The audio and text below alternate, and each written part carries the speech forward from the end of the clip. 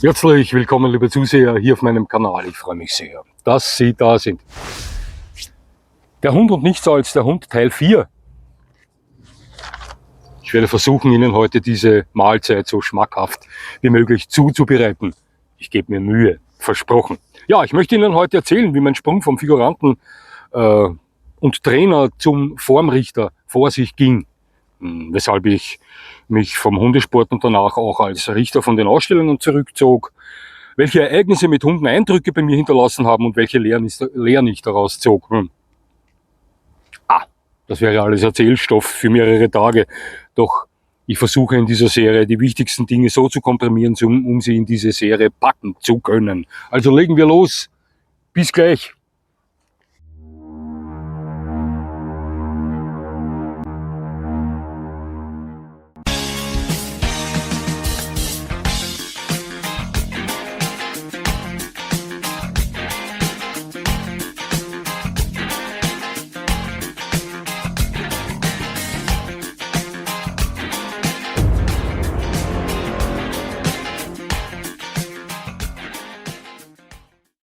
Nun, ich war etwa 18 Jahre alt, als bei uns am Platz eine Frau mit einem Rottweiler Rüden erschien.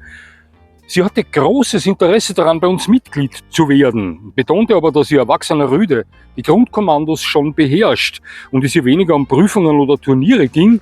Eher wäre sie daran interessiert, den Charakter ihres Rüden etwas zu zivilisieren, wenn Sie verstehen, was ich meine. Ja, Kurti, so hieß dieser Rottweiler Rüde, war ziemlich böse. Einzig und allein auf seine Besitzerin fixiert, absolut feindselig gegen Fremde. Ein großer Rüde mit an die 60 Kilo Gewicht, ein Testosteron getränktes Muskelpaket. Ein extrem respekteinflößender Hund war das. Sie war recht kräftig und für eine Frau auch groß, hatte Kurti gut in der Hand, solange sie mit uns sprach. Ja. Vielleicht kennen Sie das. Ich bin mir ganz sicher, dass einigen von Ihnen mit manchmal pöbelnden Hunden schon aufgefallen ist, dass diese häufig völlig runterfahren, wenn Sie freundlich mit dem Besitzer des anderen, eventuell auch pöbelnden Hundes zu sprechen beginnen. Ja, ist Ihnen das schon aufgefallen?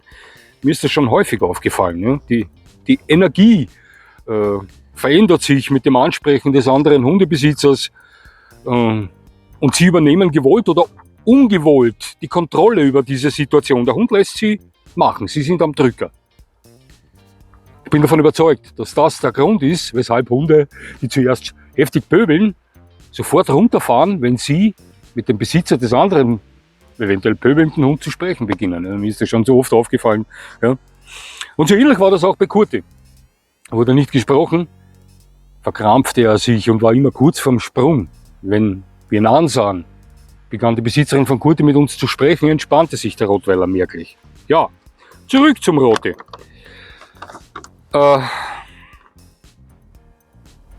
Ich sah meinen Vater an und meinte zu ihm damals, der Hund hat gar etwas zu viel Dampf, meinst du nicht? Ja. Er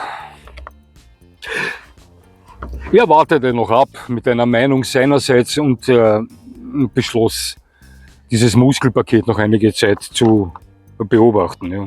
Dieser Rottweiler trug einen Ledermaulkorb und mein Vater fragte die Besitzerin einige Zeit später, ob dieser anständig befestigt ist und gut sitzt. Ja.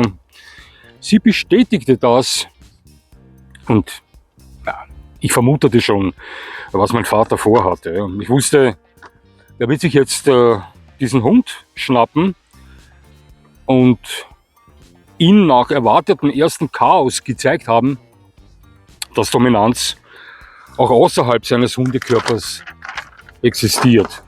Ich flüsterte ihm zu, erst sei vorsichtig. Der hat anständig Schmalz. Ja. Mein Vater sagte der Besitzerin von Kurti, er würde ihr den Hund jetzt abnehmen und etwas auf ihn einwirken, nur um erkennen zu können, ob da etwas geht mit ihm. Ja. Na, sie verkrampfte merklich, verständlich, ja, und traute dieser Idee nicht wirklich. Sie meinte, Der Hund würde meinen Vater garantiert attackieren. Das weiß ich, antwortete mein Vater. Er drehte sich mit dem Rücken zu ihr, sagte ihr über die Schulter gesprochen,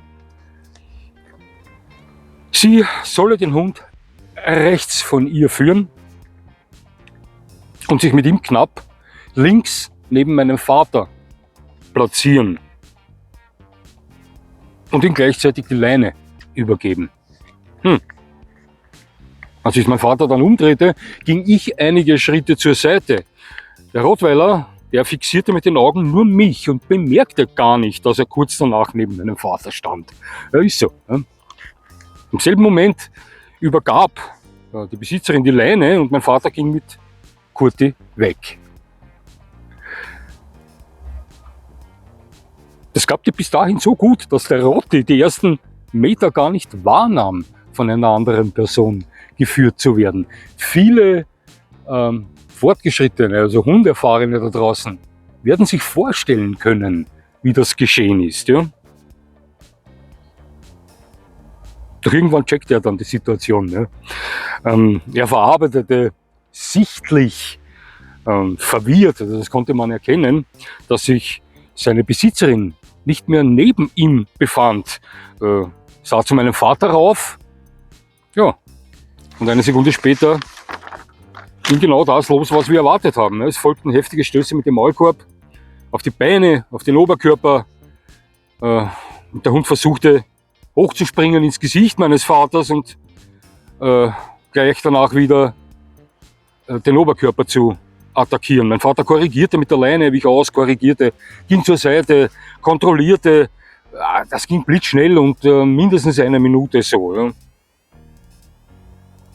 Dann ließ das Tempo langsam nach. Ja. Kurti attackierte weniger heftig, weniger häufig und nach etwa 3 Minuten ging dieser Rottweiler Fuß neben meinem Vater, machte Platz, Sitz und Steh und wurde hechelnd und völlig außer Atem fertig zu seiner Besitzerin zurückgebracht. Ja, sie packte es gar nicht.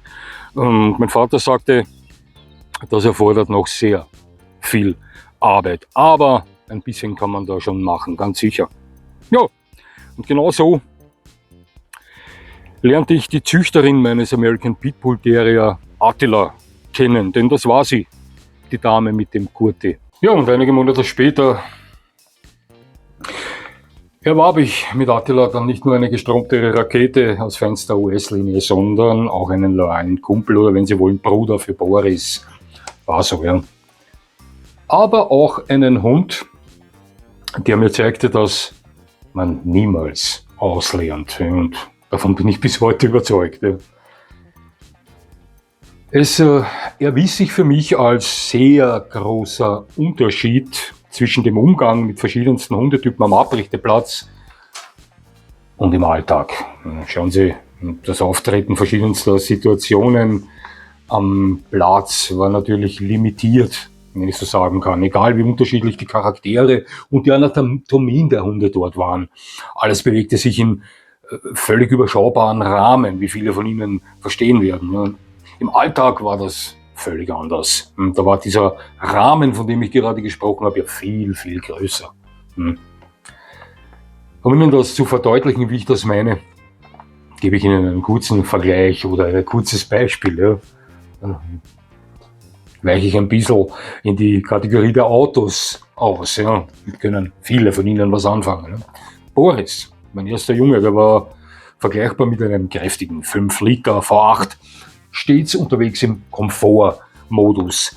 Angenehme Federung, gemütlich schaltender Gangwechsel, sehr stark, ja, aber auch sehr angenehm zu fahren. Attila, der war der 3 Liter Biturbo 6-Zylinder im permanenten Sportmodus. Bretterhart, gefedert, weit ausdrehende Gänge, giftige Gasannahme und absolut unbedingt vorausschauend zu fahren. Wenn ich mit beiden Hunden gleichzeitig spazieren war, musste ich immer zwischen diesen beiden Modi hin und her balancieren und es stellte eine große Herausforderung dar, das Ganze so harmonisch umzusetzen, dass es für Menschen, die uns begegneten, wie ein Kinderspiel aussah. was es nicht war. Glauben Sie mir. Ja. Ich war etwa 23 Jahre alt, als Boris von uns ging. Mit 11 Jahren bekam ich ihn und Boris wurde 11,5 Jahre alt. Als er zu uns kam, war er ja etwa 12 Wochen alt, also etwa 23 Jahre alt. Ja. Mit Attila arbeiteten wir zwar ebenfalls am Platz, gingen mit ihm aber nur bis zur Scheha 2, absolvierten hier aber nur die Prüfungen bis dorthin und nahmen an keinen Turnieren teil.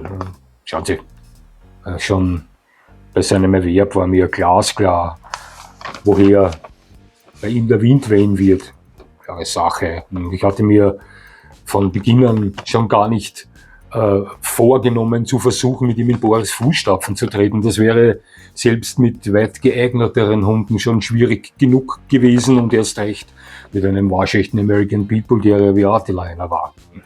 Na, Attila holte ich unser Leben, weil ich mir seit meiner Begegnung mit Artus damals, Sie kennen diese Geschichte aus dem ersten Teil, als Ziel gesetzt habe, irgendwann einmal selbst einen Bull Terrier zu besitzen. Ja, so war das.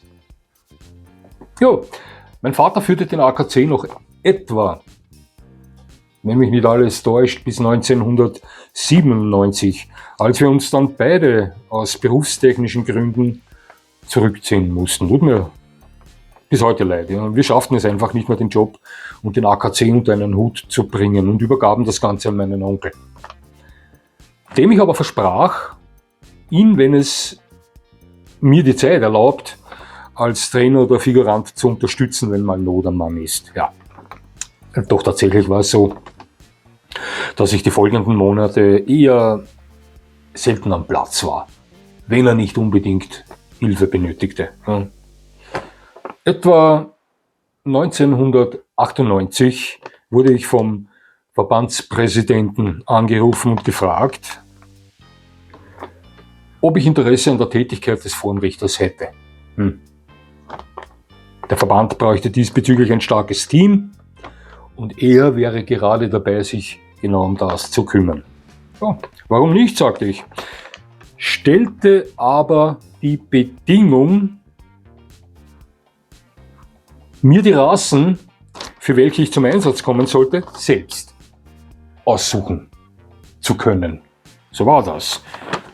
Und das wurde auch akzeptiert. Ja. Wir einigten uns dann darauf, den folgenden Tag über nähere Details zu sprechen. Ja, ich überlegte dann den ganzen Tag und grübelte herum, für welche Rassen ich mich hier entscheiden sollte. Ja. Ich entschied mich damals für alle Bull Terrier Rassen, für den Rottweiler, den Bull Mastiff und dem Dogo Argentino. Ja, Ähnliches dachte er sich schon, sagte mir am nächsten Tag am Telefon der Herr Verbandspräsident. Ja. Nahm diesen Vorschlag aber gerne an, da bezüglich dieser Rassen die Richter sowieso dünn gesät waren im Verband. Ja, nun, ich bekam dann sämtliche Lernunterlagen ausgehändigt und vertiefte mich in diese Materie hinein. Ich glaube, es waren 2 Monate, muss ich mich so zurückerinnern kann. Später dann, als ich vom Verband dazu abgeprüft wurde. Doch, ohne jetzt arrogant wirken zu wollen, wirklich nicht. Ich schüttelte diese Prüfung locker aus dem Arm heraus. Da waren so viele Themen dabei, die die Kynologie allgemein betrafen.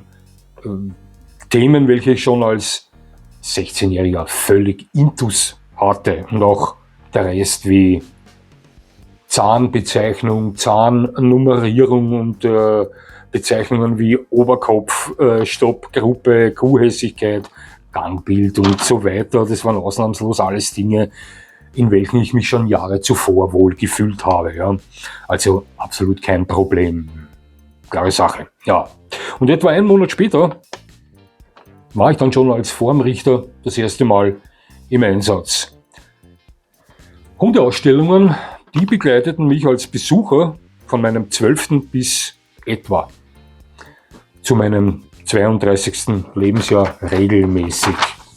Zu Beginn war ich immer ganz gespannt auf die Bull Terrier. Ich wollte diese vor Kraft strotzenden Verwandten von Artus unbedingt sehen. Ich kann mich auch an meinen ersten Mastino Napolitano erinnern. Der Hund, der in vielen meiner Bücher als der Nachkomme der römischen Kriegshunde beschrieben wurde und dementsprechend auf meinen Kindergeist wirkte. Im Alter von etwa 26 Jahren sah ich dann zum ersten Mal seit meinem jungen Boris live einen Raffero Dualenteo. Jo, und sofort erschien mir das Bild meines geliebten Jungen wieder im Kopf.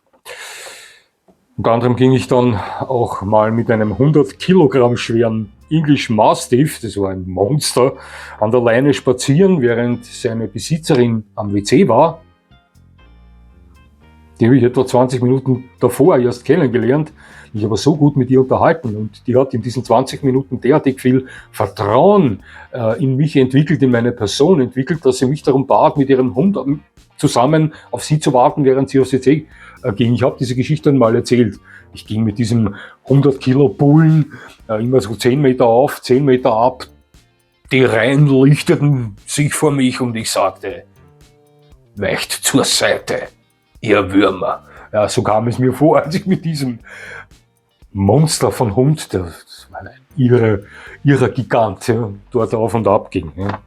Ich traf auf einen Fila Brasileiro auf einer Ausstellung, der mich derart beeindruckte, wie kein Hund vor und nach ihm das jemals dann tat, sah meinen ersten Tosa Inu live zu einer Zeit, wo ich schon selbst mit dieser Rasse spekulierte und den Erwerb dann auch einige Zeit später wahr machte. Kam auf einer Ausstellung in eine heftige Diskussion mit einem eher weniger gut informierten Besitzer eines Dobermannes. Fühle mich bis heute noch unschuldig an dieser Sache. Dieser hier war sehr beleidigt, weil ich unter anderem den alten Namen dieser Rasse aussprach, welcher Dobermann Pinscher lautete. Ja. Am Strich ist nicht viel geschehen. Hätte was geschehen können, wenn man noch weiter Gas gegeben hätte, aber er stieg dann auf die Bremse. Auf einer Bull Terrier Ausstellung wurde einer meiner Freunde und ich von der Veranstaltung hinaus komplimentiert. Wir würden für unangemessenen Aufruhr sorgen, hieß es. Passen Sie auf, das ist eine delikate Geschichte. Eine große Bull Terrier Ausstellung war das in Niederösterreich in Protes. Nur Standard Bull Terrier, auch Miniatur Bull Terrier dort. Mein Freund besaß damals selbst eine Bull Terrier Hündin, und die Ambra. Das war die beste Freundin von Attila, meinen American People Terrier, und wir fanden uns dort ein. Ja, interessante Geschichte. Unzählige Bull Terrier, hauptsächlich weiß, vorhanden natürlich auch farbige, aber ja, na so. Ja, wir sahen uns die Hunde an, sehr schöne Hunde dabei, und war wie immer recht interessant. Und dann ist mir Folgendes aufgefallen. Ich versuche das Ganze zu komprimieren, ja, um da nicht zu lange um diese Geschichte herumzuplauschen. Da stand ein Ausstellungspaar, also ein Herr und eine Frau, und beide hatten einen Bull Terrier an der Leine. Das waren Starter bei diesem Aussteller bei diesem Turnier. Und etwa 10 Meter von ihnen entfernt, genau gegenüber, war der Formrichter im Ring, der diese beiden sah.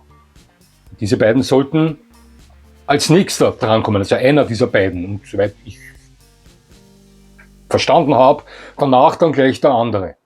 Plötzlich begannen beide vor den Augen des Richters ihre Hunde mit weißer Kreide anzumalen.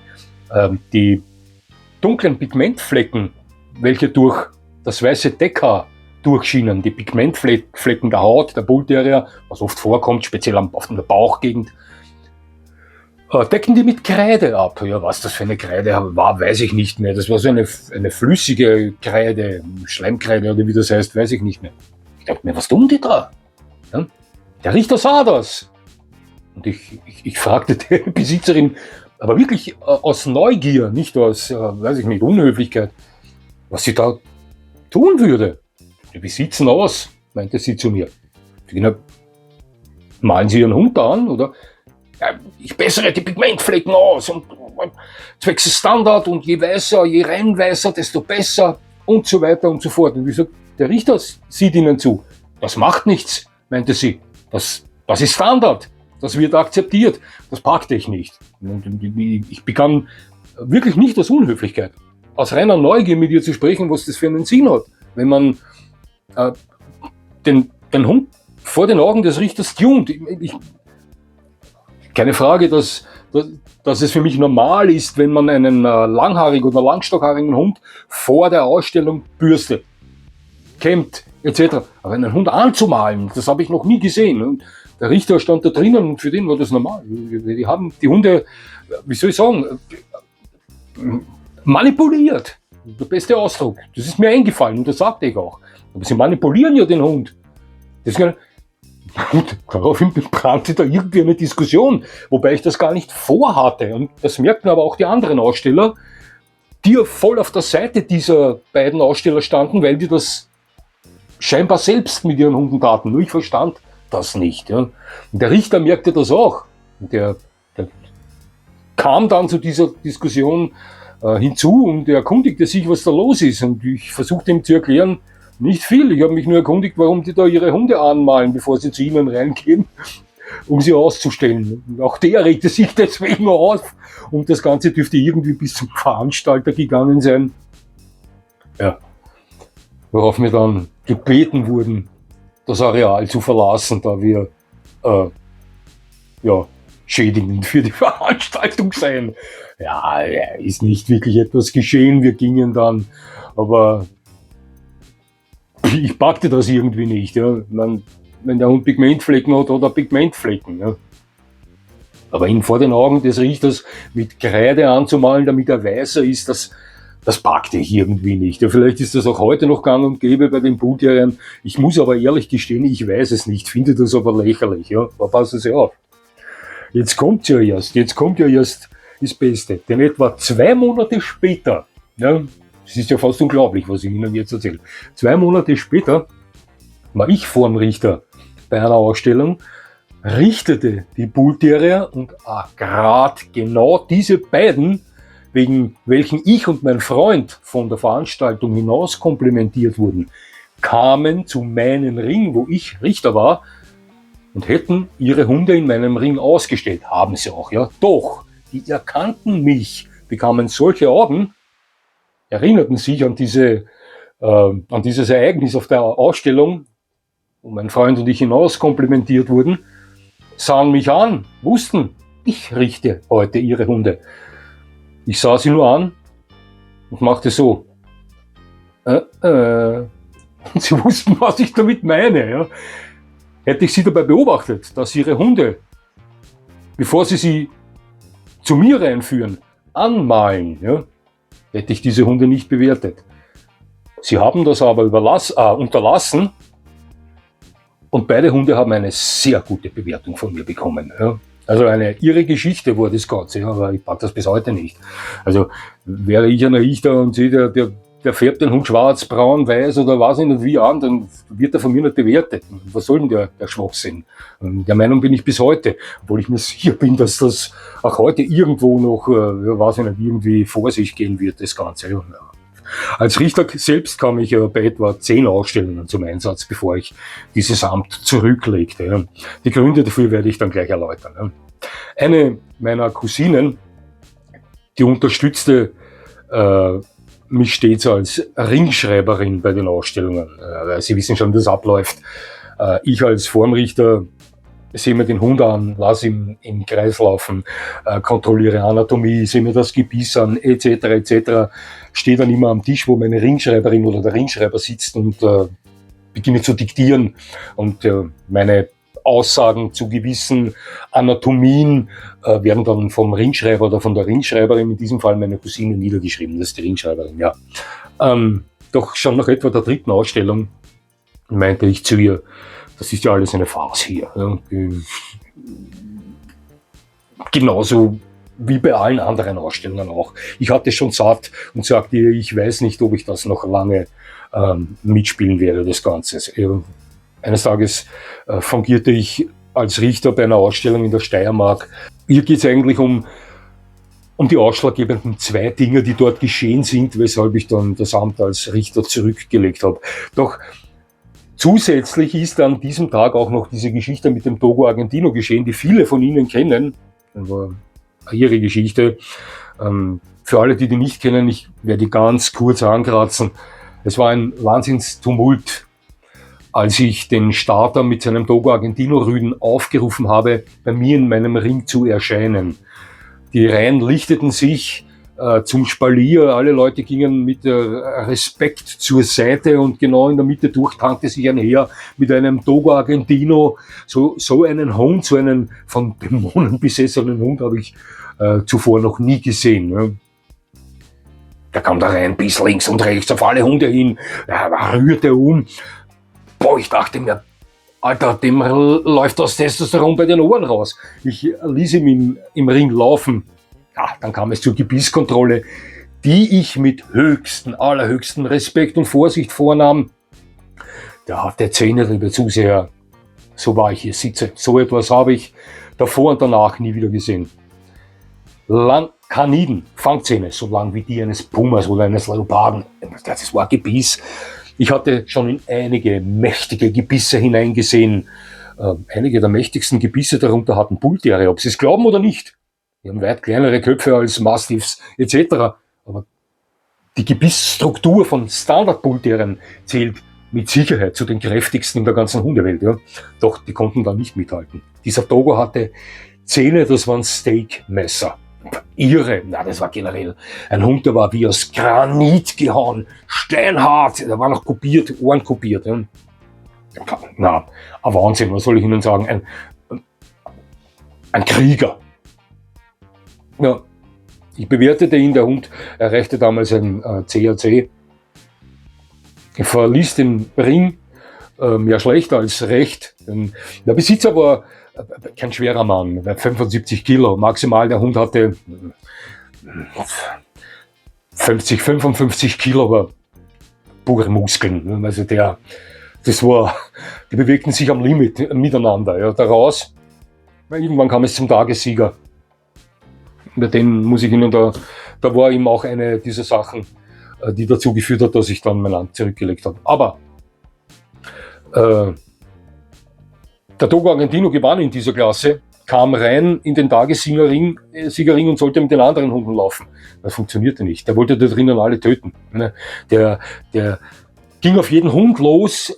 Die Hälfte der Hunde wollte flüchten. Die andere Hälfte der Hunde wollte den Kampf mit dem Togo aufnehmen.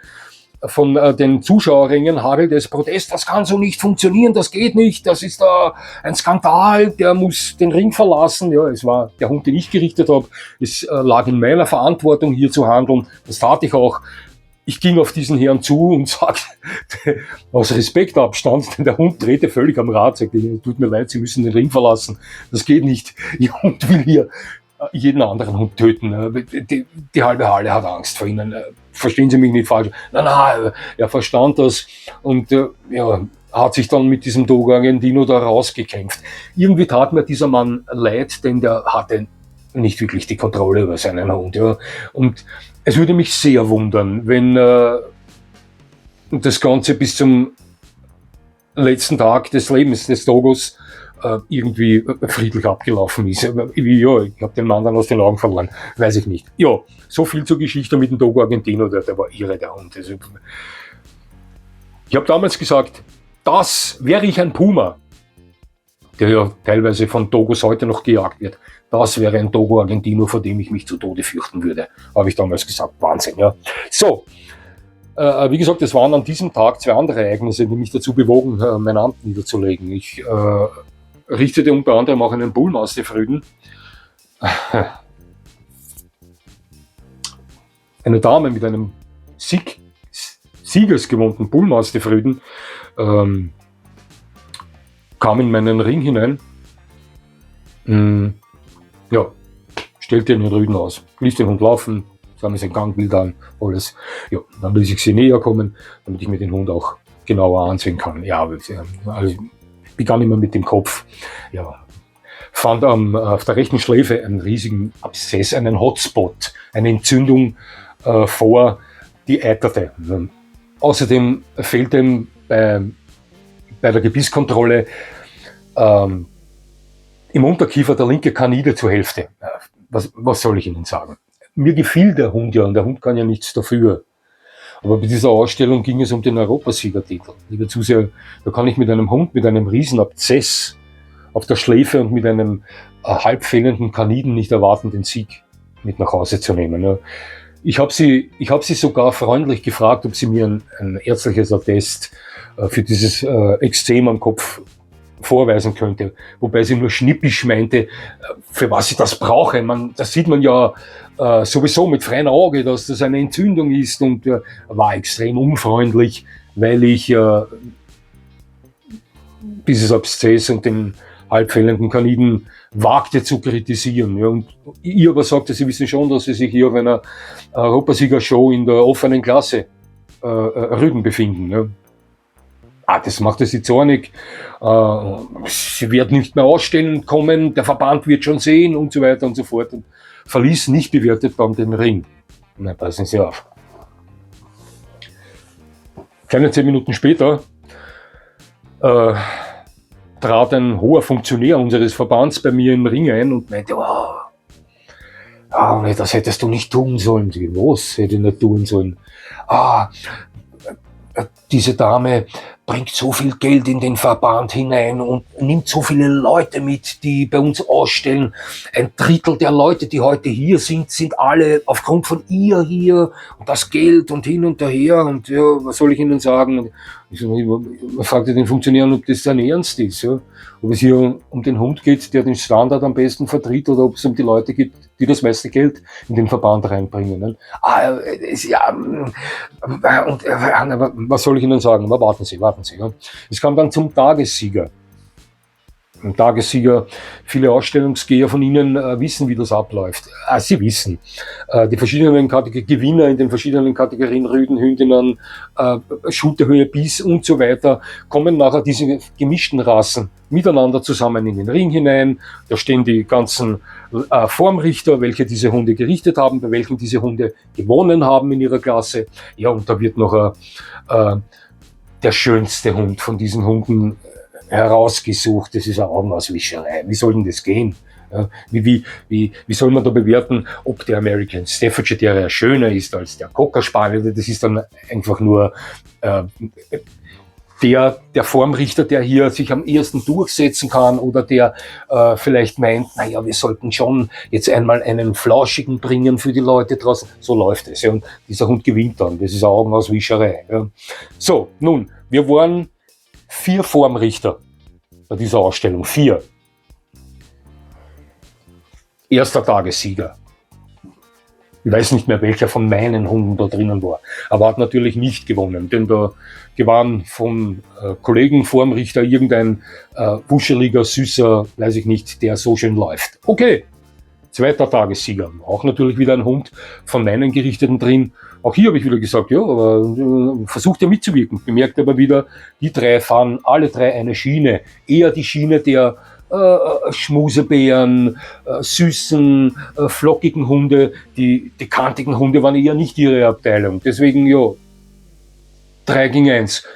Wieder einer von denen gewonnen. 3. Tagessieger. Und so ging das weiter und so ging das weiter. Ja, und dann beim letzten Tagessieger vor dem Best of Show kam unter anderem ein American Staffordshire Terrier Rüde in den Ring hinein, der natürlich von mir gerichtet wurde. Ich lüge Sie nicht an, für mich der schönste American Staffordshire Terrier war, den ich in meinem ganzen Leben je gesehen habe. Noch perfekter, nicht möglich, den Standard dieser Hunderasse zu vertreten, geht nicht. Ja. Da steht dann drin, und ich dachte mir, beim letzten Tagessieger, jetzt setzt du dich aber durch. Das gibt's nicht. Ja. Erstens mal hat noch keiner meiner Hunde da jetzt gewonnen, gegen die 3 anderen, sondern immer nur Hunde von denen. Und zweitens ist da drinnen jetzt kein einziger Hund schöner als der American Staffordshire Terrier, oder vertritt kein einziger Hund den Standard perfekter, als das dieser American Staffordshire Terrier Rüde tut. Ja. Ich versuchte mich gegen die 3 durchzusetzen. Glauben Sie mir, das wäre gelungen? Wissen Sie, wer da gewonnen hat? Ein Cocker Spaniel, der klar erkennbar 5 Kilo zu schwer war.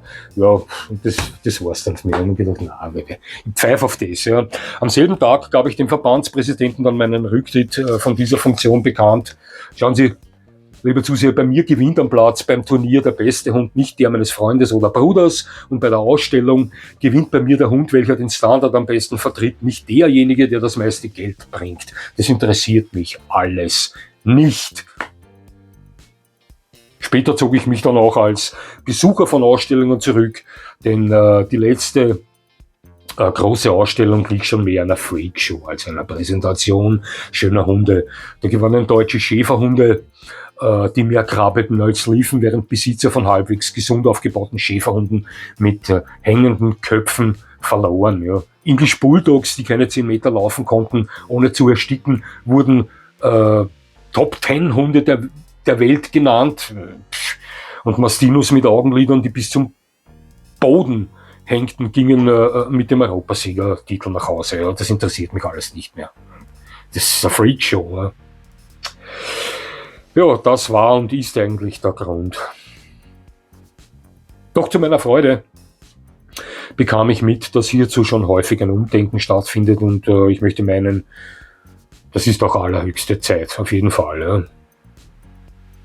Ja. Ich wurde von so vielen Erlebnissen mit Hunden zu dem geprägt, was Sie heute auf Dog Special mitbekommen. Ich erkannte schon früh, wie fahrlässig es ist, die Aufsichtspflicht seinem Hund gegenüber zu vernachlässigen. Ja, ob das war die Geschichte mit Prinz und Artus, die Sie ja auch kennen, der Collie mit dem gebrochenen Vorderlauf, oder die kritischen Momente, wenn sich Boris vor mir aufbaute, wenn wir vor den beiden häufig allein losgeschickten Hunden Petrus und seinem Mixkumpel standen. Das war immer ein Spazieren auf sehr dünnem Eis damals. Ja. Petrus, der Riesenschnauzer, von dem ich im ersten oder zweiten Teil erzählt habe. Ein Riesenschnauzer-Doggenmix war das. Das war kein Fluchttier, ja. Aber zum Glück drehte er immer langsam, doch stets bereit ab. Ja.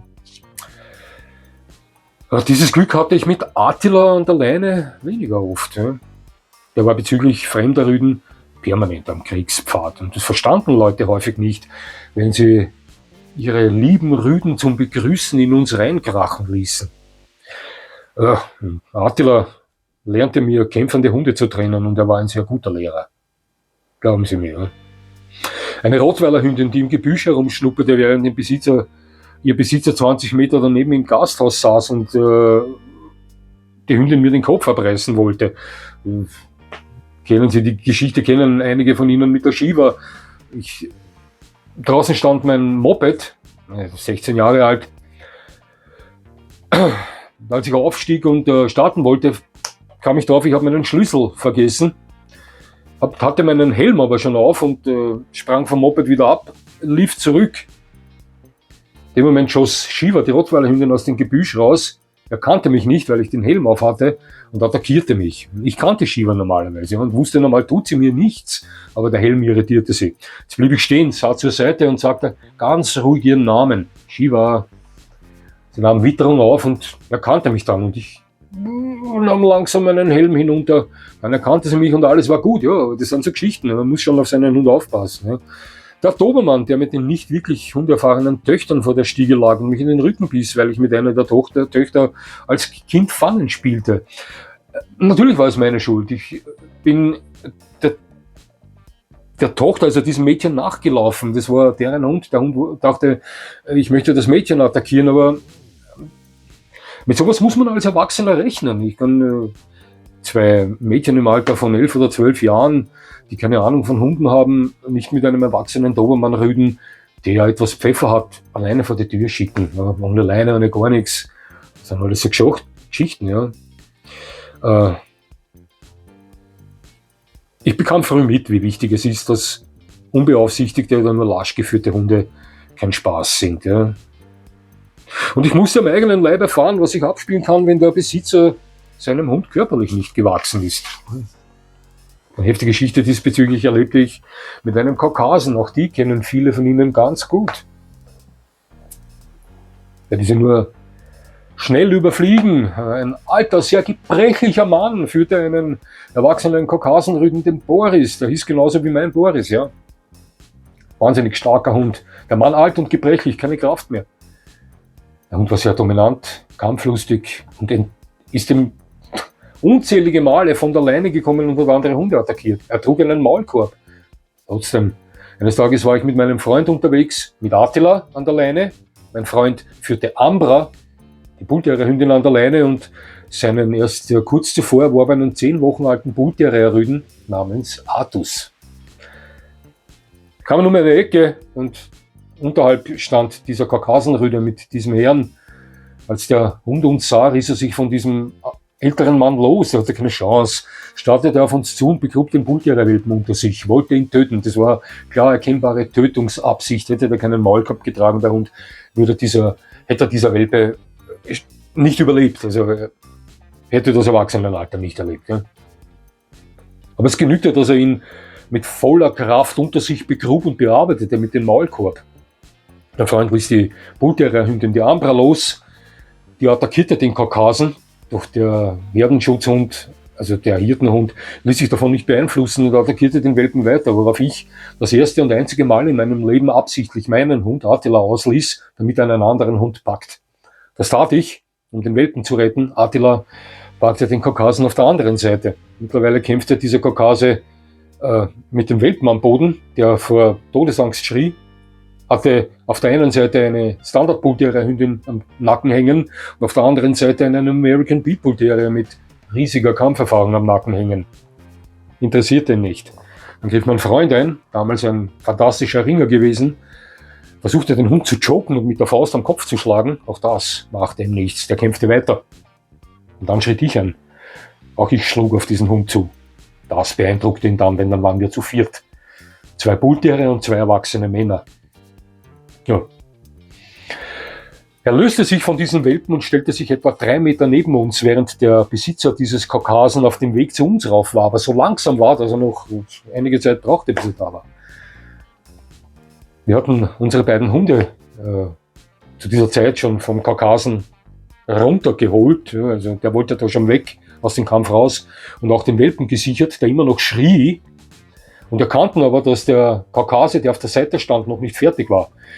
Der war nur dabei, sich zu erholen und gab uns zu erkennen, wartet noch ein bisschen, ich brauche nur etwas Luft, dann geht's weiter. Ja, irgendwann war dann der Herr da, konnte ihn sichern und wir suchten das Weite. Ja. So viel zum Thema. Ja, was soll ich Ihnen sagen? Sie kennen meine Einstellung dazu, wenn man körperlich nicht dazu in der Lage ist, seinen Hund im Fall der Fälle kontrollieren zu können. Ja,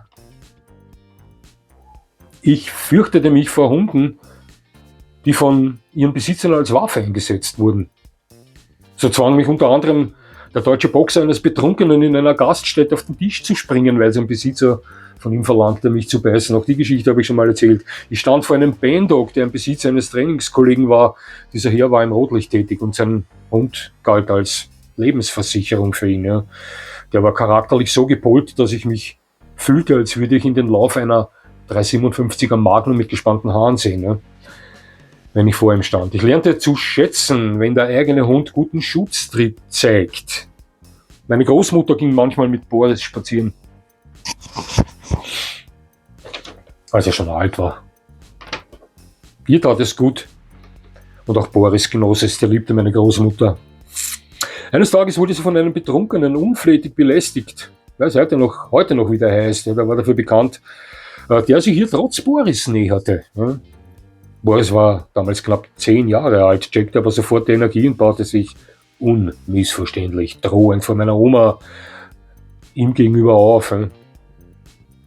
Das verstand dieser Typ und entfernte sich gut für ihn, denn Boris hätte ihn noch mit 10 Jahren einen Körperteil amputiert. Attila, der riss mich in einer brenzlichen Situation heraus.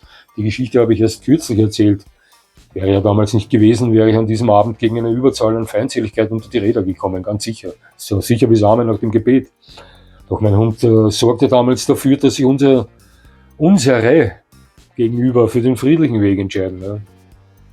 Ich erlebte auch, welchen Schaden Hunde anrichten können. Eine gesprungene Windschutzscheibe, weil der Zeitungsverkäufer zu knapp am Auto vorbeiging. Ja.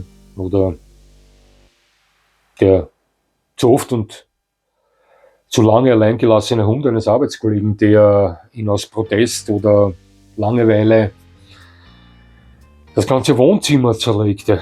Und ich erfuhr die Wichtigkeit einer Versicherung, einer Haftpflichtversicherung für Hunde. Und Boris war eines Tages mit meiner Mutter unterwegs.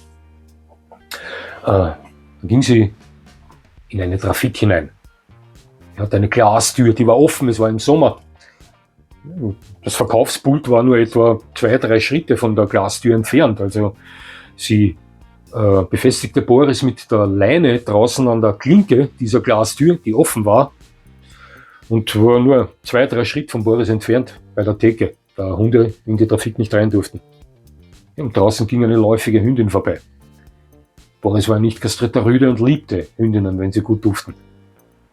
Er war zuerst abgesessen, also er sitzte dort, stand auf und wollte zu der Hündin hin. Und Boris hatte einiges an Substanz, da konnte einiges in Bewegung versetzen. Ja, die Tür flog zu, klasch, boom, wasch. Die Türscheibe und die Auslagenscheibe kaputt. Das war ein Riesenschaden, den die Versicherung aber völlig problemlos übernommen hat. Ja. Ich kam mit, was geschehen kann, wenn 2 Hunde im selben Haushalt nicht miteinander harmonieren. Ein getöteter Pudel und ein getöteter Weimaraner zählen da zu meinem Erfahrungsschatz, leider.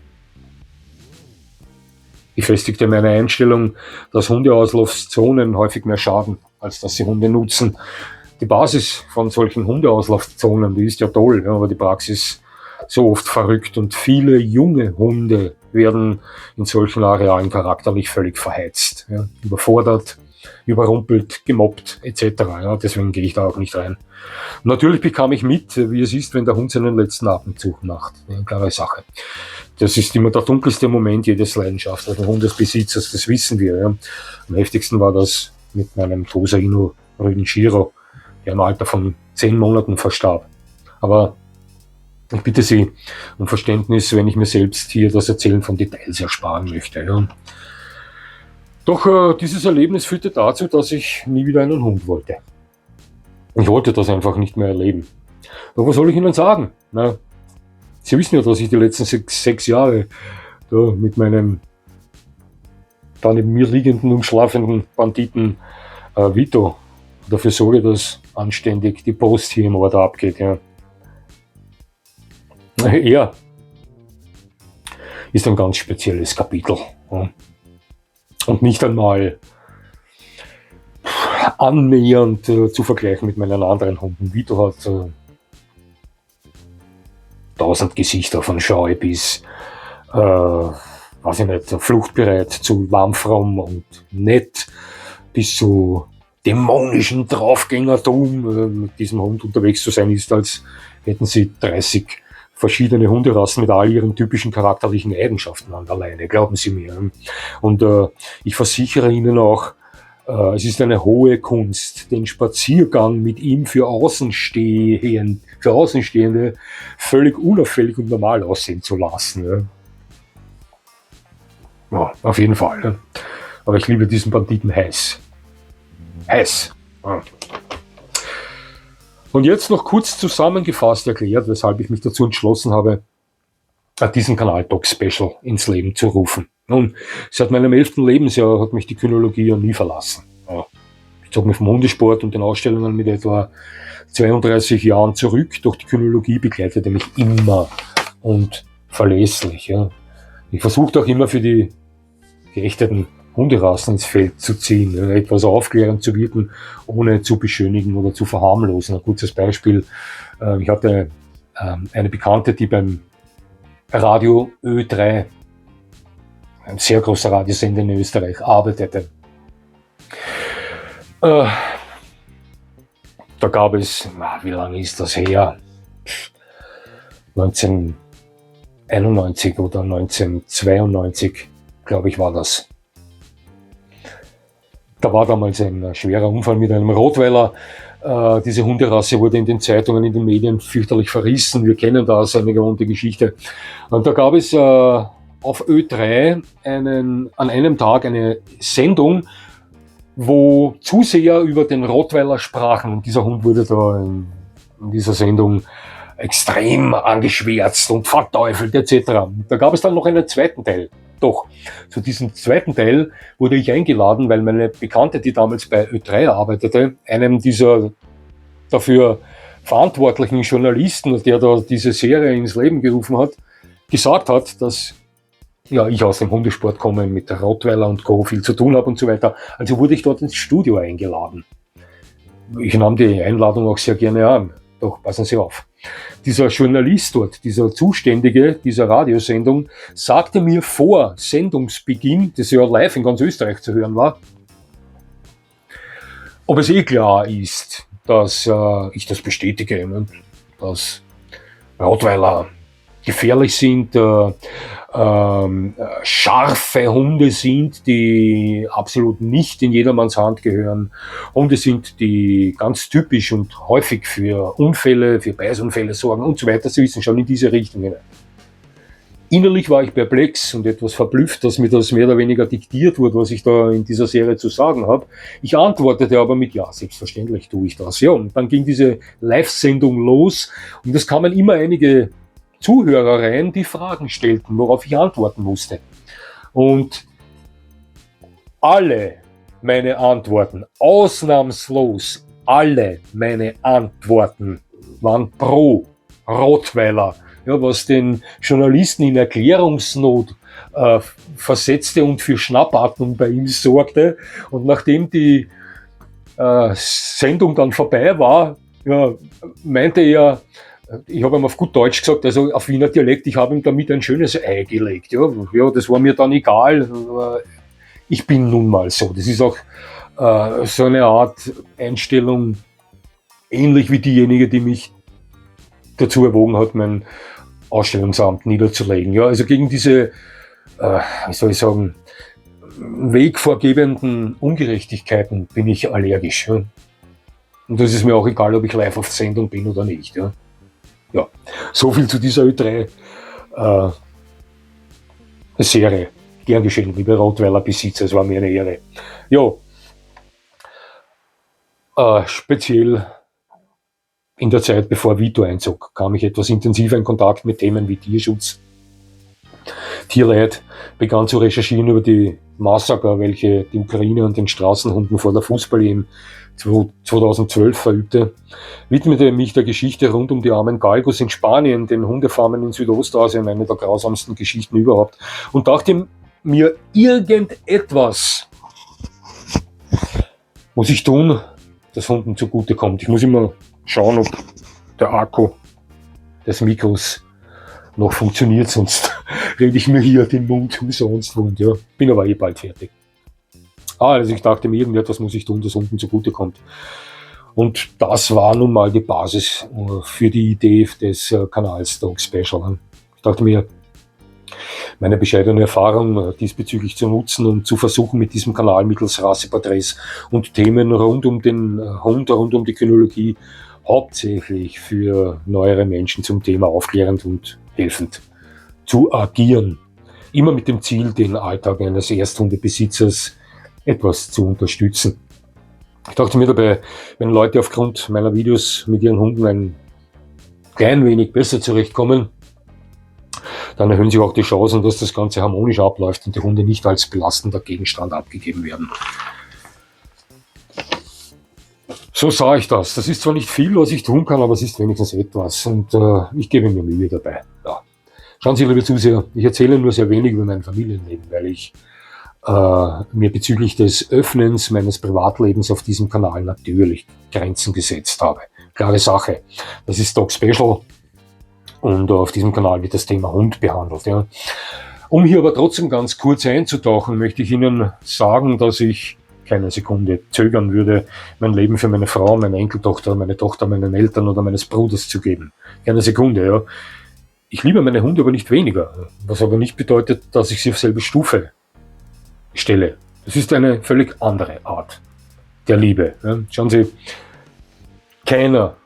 absolut keiner meiner besten Freunde konnte mir jemals so ein guter Freund sein wie meine Hunde das waren oder wie du das ist. Keiner, kein einziger. Egal, ob ich in einem dreckigen Erdloch lebe oder in einer prunkvollen Villa wohne, für meinen Hund macht das keinen Unterschied. Ne? Der liebt mich immer gleich. Egal wann oder in welchem Zustand ich nach Hause komme. Mein Hund wird sich über mein Erscheinen immer riesig und ungefiltert freuen. Ist so, ja. Er würde mich niemals verraten oder hintergehen und zeigt echte Freude über jede Zuneigung und sei sie noch so klein. Begleitet mich bei Wind und Wetter, bei Abenteuer, egal wo und wann, und wenn es in seinem Wesen gestattet, wird er immer versuchen, Gefahr von mir abzuwenden. Ist so. Ein dafür geeigneter Hund, der bleibt in Situationen neben ihnen, bei welchen viele Freunde abhauen würden, ganz sicher. Ein gut gehaltener Hund erfordert zwar viel Arbeit und nimmt viel Zeit ein, wissen wir, aber genauso ist nichts auf dieser Welt loyaler und begleitender als ein Hund, der sie liebt. Für mich gibt es nichts, absolut nichts auf dieser Welt, das einen besseren Freund darstellen kann als ein Hund. Damit sei alles gesagt und diese 4-teilige Serie abgeschlossen. Es hat mich sehr gefreut, dass Sie mir zugesehen haben. Ich würde mich natürlich freuen, wenn Sie mir weiterhin zusehen, und jetzt wünsche ich Ihnen noch einen schönen Tag. Und das war's schon wieder.